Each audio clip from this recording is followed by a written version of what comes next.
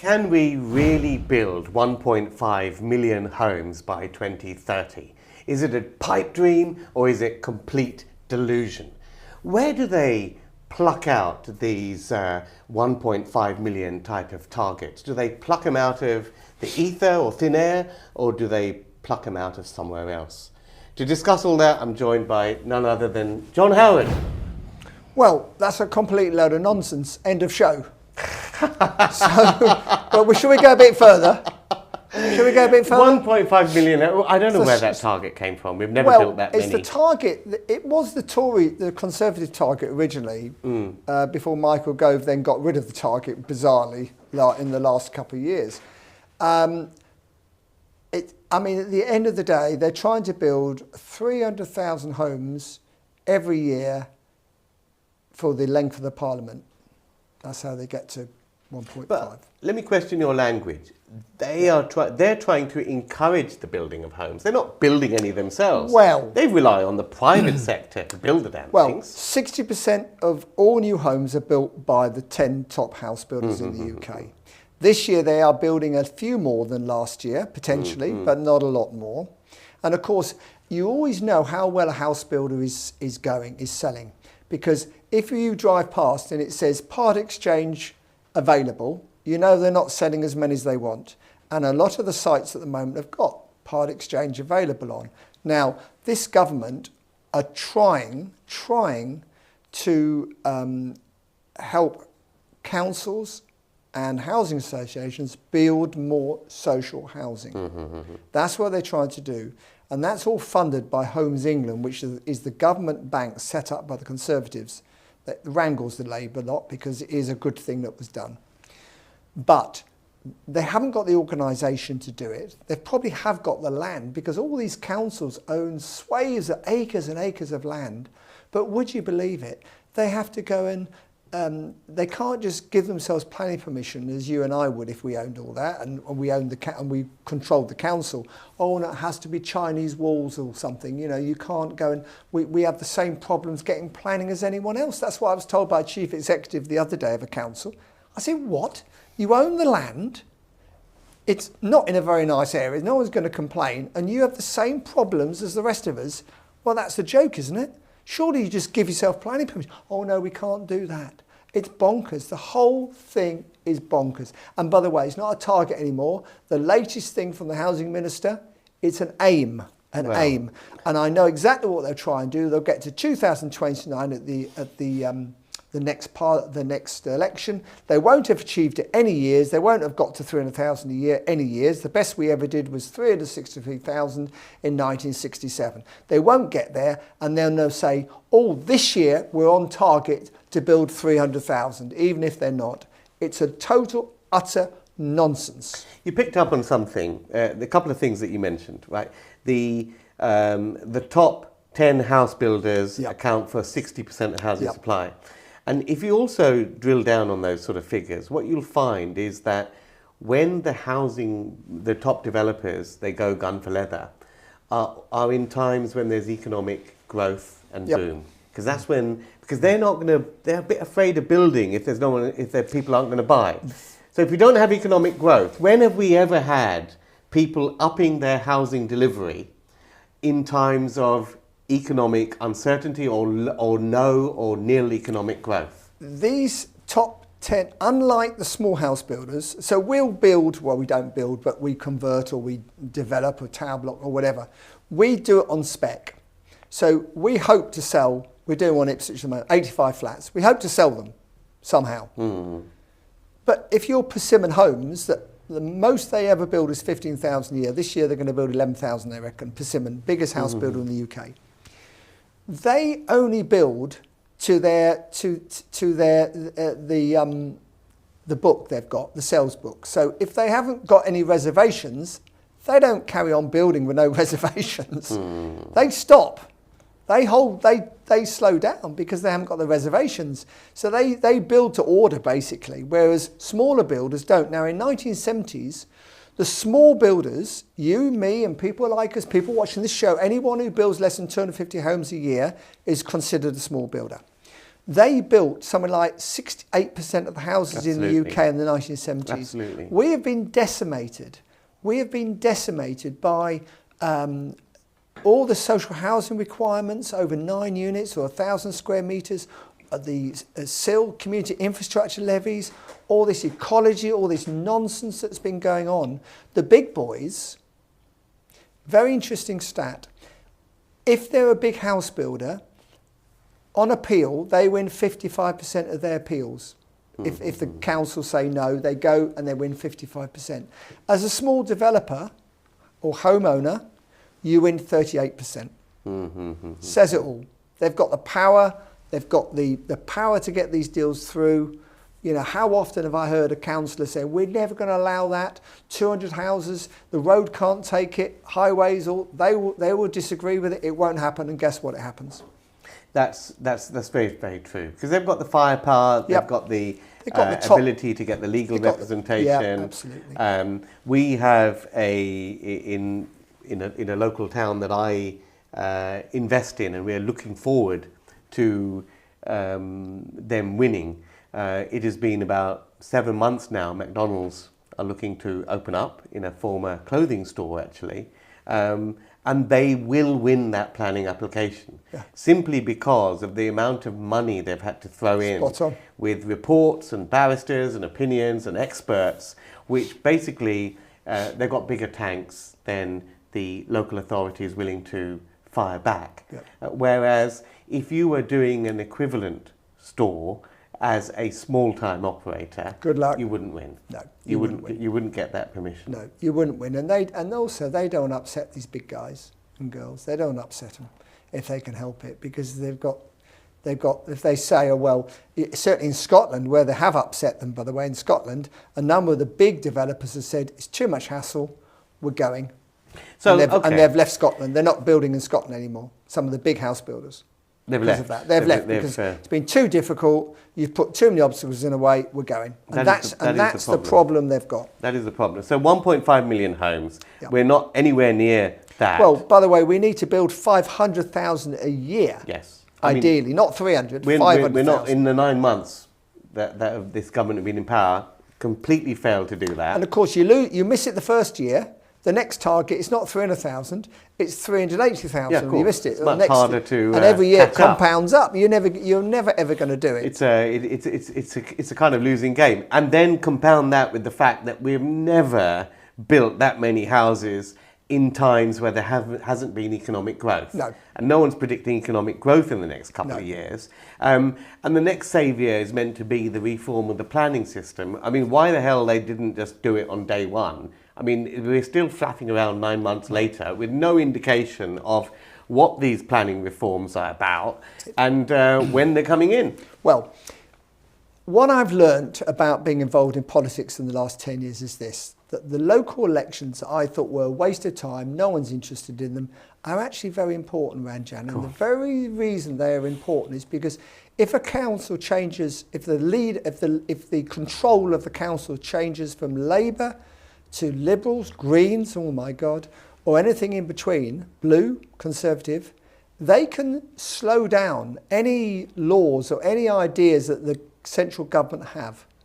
And towards the end of a government, of course, they can say we're not doing it because they know they're going to be out, and that's what happened to the Tories. Last 2 years of the Conservative government, they couldn't get anything through at local authority level because if they were Labour, because they knew they would be ousted in the anyway.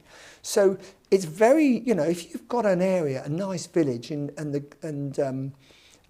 the Labour-controlled council, they're going to build 50 houses there, or want to build 50 houses, and the local politician, councillor, promotes himself or herself on the back of the fact that if I get in, I'm going to stop it. Who are they going to vote for? Yes, it's a major, major problem, and no MP, by the way, is ever going to vote. Whatever they say to build 200 houses in a town if it's unpopular, because they'll lose all the vote at the next election. So it's a very difficult situation. I think it was David Cameron that started all this, because I've always been in favour of planning policy being more centralised. Absolutely, so there are clear rules needs to be, that everyone can understand, and there's no difference. But he banged on about devolution of power to local authorities, and it's got worse and worse. So you can do something in one borough and you can't do it in another. Well, the argument is you can go to appeal, of course, which is a central government appointed expert. So you can argue that actually, if you can't agree, it goes to central government. I would argue that the stat that you started this conversation with about in the 1970s, how many the small developers had contributed to housing supply and how that's diminished.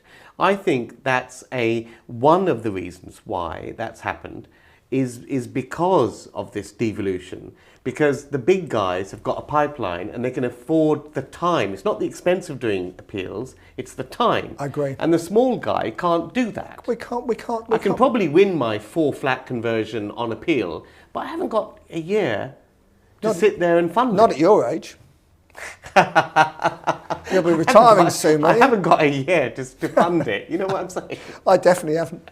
So, no, you're absolutely right. And the only light, which could be in the tunnel, could be a train coming the other direction, of course, but the only light they've got, I think, this government, and it won't happen quickly, is these new towns.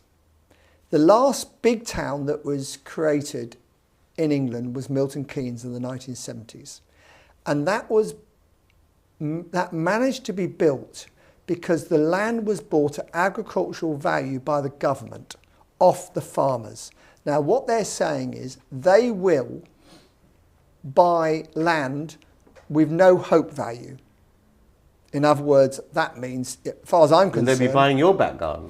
Well, let's hope not, because it's listed. It's a listed parkland, and I've got a tree that's 870 years old. I can't believe that, can you? It's one of the oldest in Suffolk. Amazing, still standing, touch wood.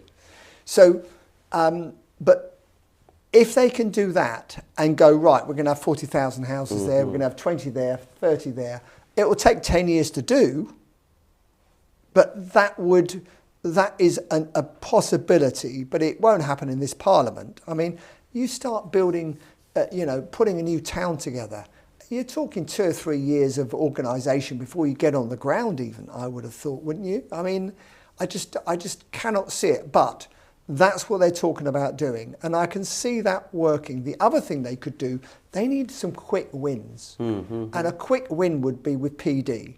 A quick win would say, permissive development, we're going to allow it on pubs, we're going to allow it on care homes, medical centres, schools that are redundant.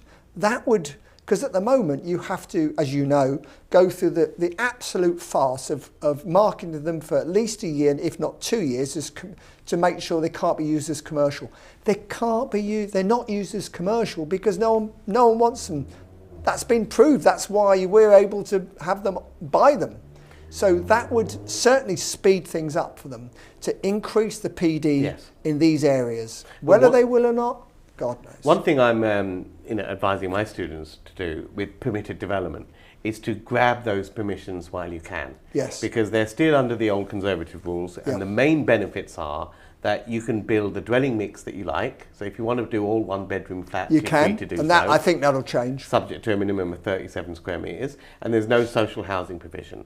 And if you secure a site today and you apply for that permitted development, 56 days to get it, once you have it, you've got 3 years to implement on it. Yes. So even if they change next month, they won't retrospect it. They won't retrospect it. And this is they can't. This is something which is an opportunity that when it's gone, it's gone. Because my belief is they will have PD, they'll call it something else. Of course they will, because they won't like the name, because it's a Tory name. There will definitely be social housing provision and dwelling mix controls. Because 1-bedroom flats don't make sense for social housing provision either. Totally. The one thing they will do is build more social houses, of course, because they're socialists. They won't build. They'll force us to do it. Well, they'll force us to do it. But whether it's financially viable for us to do it is another thing. Well, it isn't now. It isn't now. It's a farce. Outside London, it's a time, and in London they want 50% social housing. It's just so stupid of them to do this.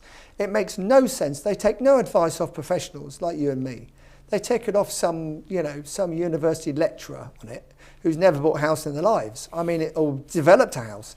It's an absolute disgrace. It's a joke. And the last government weren't much better either, to be fair. Are you optimistic about Angela Rayner's grand planning for reforms in any way? No. And the one thing that I think all these things, you no right to appeal all this business if you're local people. You can't put objections up. People they'll go to the European Court and all sorts of things. They'll be putting objections everywhere if they don't want it in that area. It's very difficult. Judicial review, which is this thing where now you have to wait 6 weeks after you got planning permission to see if anyone's doing a judicial review. And I won one of those, by the way. Well, the RSPCA won it. What happened was we were buying some house and some land off the RSPCA. The RSPCA lost on the planning, went to appeal, won. The locals made us really popular. The locals went to judicial review. They raised 100,000. High Court. RSPCA paid for it all on our side, which is great. RSPCA, I think the barrister was 10 grand a day or something. Anyway, the locals lost, and we bought it and we did a bit and we sold it on and the rest of it. So, but everything's going to go that way if you're not careful. That is obviously ridiculous. They'll slow things down. And it's almost impossible. But, they are a socialist government. They don't really believe in home ownership. The one reason people think they want to build more and more homes is to bring the prices of homes down, because they don't believe in houses should be used as pensions. People have been cashing in and downsizing. They don't believe in any of that sort of stuff. Can they build enough social houses? So they're okay with BlackRock buying they're okay with that. They like big companies, but they don't like entrepreneurs. They don't like them. They don't like us, Ranjan. I mean, well, they're not the only ones that don't like us, probably, are they? But there we go. So, at the social housing, they're just not going to be able to build enough because they need 30,000 more bricklayers. Everyone now goes to university. That's the other thing. Okay, let's say nobody wants to get their hands dirty anymore. Let's say the planning policies are fine, the financing is available, we're all encouraged to go out and buy sites and build. Is there the labour force to deliver anything like this? And one of the problems is, under Blair, he said he wanted everyone to go to university, which, in our day, you went to university. Where did you go? Somewhere good? I did the old computer science degree and all of that. Where was that at? University of Hertfordshire. Never heard of it. Now, we're talking about if you've heard of it, let me know in the comments. Proper universities like Cambridge, Oxford, where some of my friends went. I haven't done too badly as a result. My generation, which is the same as yours, by the way, I know you kid yourself, you're younger, but you're not really. We never went to university. Most of us didn't go to university. You only went to university if you're bright like you were. So, and of course, because of that, people went into trades and apprenticeships and different things. Labour came along, Blair came along, said everyone should go to university. It was almost, if you don't go to university, you're looked upon as a not such a bright person or not so ambitious or whatever, which is totally and utterly wrong and insulting. A lot of kids going to university come out with, we know, massive debt, and they can't get a job because the university they've got, the qualification isn't worth what. Yes. Whereas if they do an apprenticeship in bricklaying, sparky, electric, plastering's really hard work, mind you, all these roofing, they've got a job for life, these people. But of course it's harder work. Well, yes, I think it's been a problem attracting people into those trades, but there's also a problem at the senior levels. And because who's going to train all these apprentices I agree, as well? I agree. And there was something I heard. I had a podcast with someone who is basically from the building trade. One thing he was talking about is how there's some rule change apparently. So if you've been spent 20 years working on the tools, they now, and with no formal qualification, they're now expecting you to go back and do some NVQ in college 2 nights a week. It's absolutely crackers. And these guys They should be teaching. They should be teaching. No, it's worse than that. Do you know what they're saying? We don't want to do that because actually we're getting positions as foremen and managers and supervisors on construction projects in Saudi Arabia, and we can earn £1,000 a day. So it's £1,000 a day on a contract there. Or go to evening class. University at Hertfordshire or somewhere to do an evening class. Yeah, the NVQ. Which is what you did. I didn't do that, but anyway, that's one problem, which is massive in terms of the labour shortage. But that's typical Labour. So naive. I mean, the Tories weren't any better either. Well, let's be fair. These politicians are so naive. It's embarrassing. And you're never going to get going. You know, they've now been in government 9 months, 10 months, whatever it is, 11 months, whatever it is. And like you said, nothing has come out. There's a lot of talk, no action. They needed to be dynamic the first week and say, PD, this is what we're going to chop it. This is well, what I'm happy with the inaction on PD.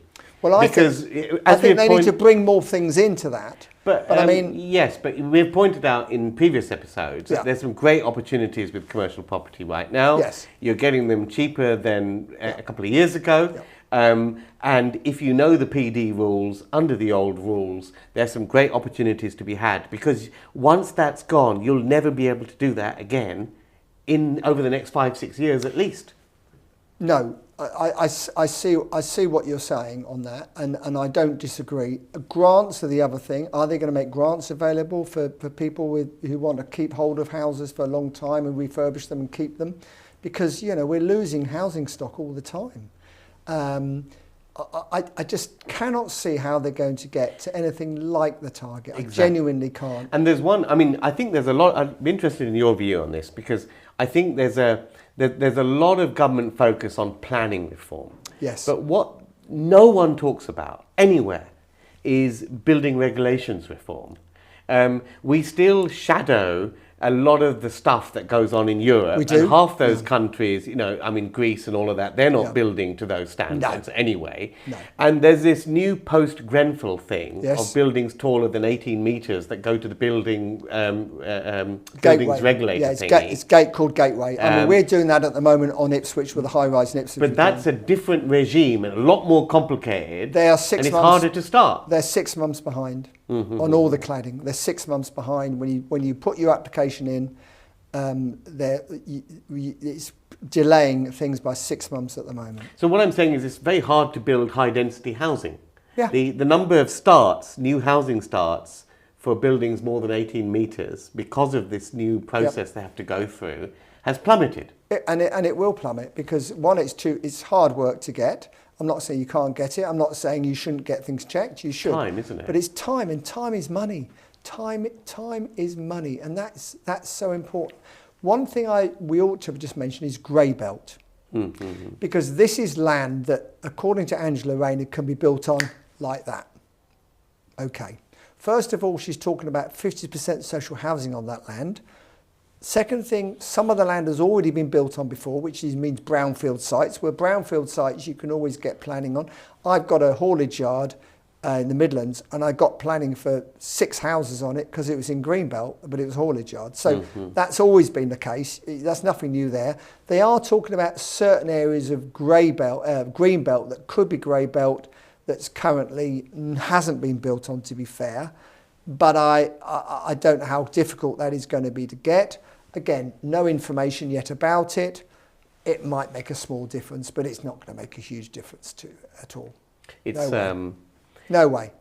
It's very, very strange time. So, very frustrating. We're not really expecting much from planning reforms that are going to help us. No. Simply because their policies are not really aligned to what private sector want to develop out. No, they're not, absolutely. What they're looking for... So who's going to develop out? They're looking big wins. They want big wins. New towns, big developers building more and more houses.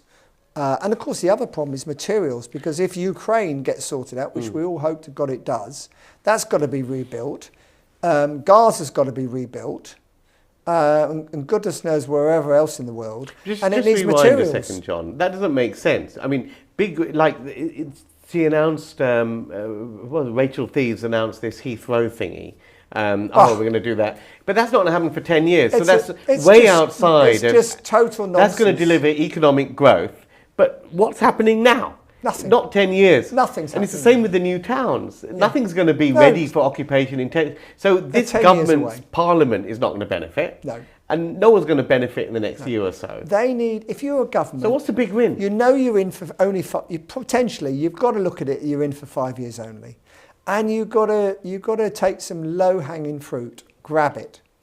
And the way to have grabbed it, I think, was to release the small house builders in the UK from all this social housing requirements. That would have been a good start, and that would have boosted the small developers, the ones watching this show, us, we're all small developers, and also the PD. And if I was a housing minister, they're the two things I would have concentrated on, not the big boys. I'd have concentrated on making PD looser and easier to get, like we've said, for medical centres, hospitals, doctors, surgeries, pubs, all the rest of it, care homes, and also released a lot of the restrictions to support smaller developers build houses. Jeremy Hunt made a remark in one of his budgets. He was talking about announcing a consultation, it never happened, into a new PD to allow a house to be split into 2 flats. Absolutely. Very simple, straightforward. Why not? Very straightforward thing, which would open up a huge amount of opportunity for small-time developers to produce housing supply easily. And quickly. And that never saw the light of day. No. The other this issue, government won't bring it up. The other issue is modular, because the last government hung their hat on modular housing. And because it's quicker to build and all the rest of it. Now, 50% of the factories in the UK went bust last year. They can't get enough traction. They can't get the factories building enough. And until one of the big top 10 house builders starts building with modular, it won't happen. It will happen, but at the moment it's too expensive.